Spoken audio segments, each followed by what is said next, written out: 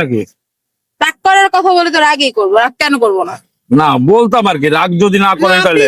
যেহেতু বলতেছেন যে এই কথা শুনলে আমার রাগ হইতে পারে, তাহলে বললেনই না, কারণ আমি জানি না আমি রাগ করবো কিনা। আমি রাগ করলে মানুষের খবর আছে। তাই হ্যাঁ, না, আমি বলতে মানে চাই। আপনি যেহেতু আশঙ্কা আছে এটাতে রাগ করা যেতে পারে, তাহলে বললেনই না।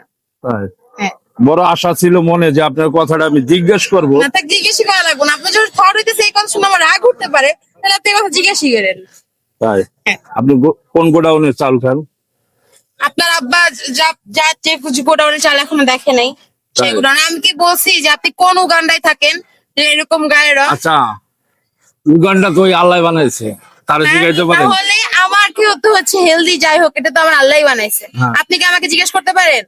না, তাহলে জিজ্ঞেস করছেন কেন? জিজ্ঞেস করলাম যে আপু আমার, ঠিক আছে, আমার বড় বোন আমি অথবা জিজ্ঞেস ছোট করলাম বোন। যে আমার ছোট ভাই কি ওর কোন রোদে বা কোন সূর্যেরিতে থাকে যে এমন কালা হইছে। ভাই আমি সারাদিন রোদে থাকি ভাই, এই রোদ দিয়ে ঘুরি। ভাই আমি সারাদিন আমার ছোটবেলা থেকে আমার মায়ের আদরে বড় হয়েছে।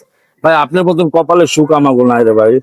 ঠিক আছে, আপনার এই কেকের চামচ দিয়ে আমি এটা কপালে আমার বাড়ি দিয়ে যাই ভাই। না থাক, আমার চামচও কালো হয়ে যায়। বাহ, দেখছেন গাইস, মানুষ কালো বলে এই জন্য হাপুর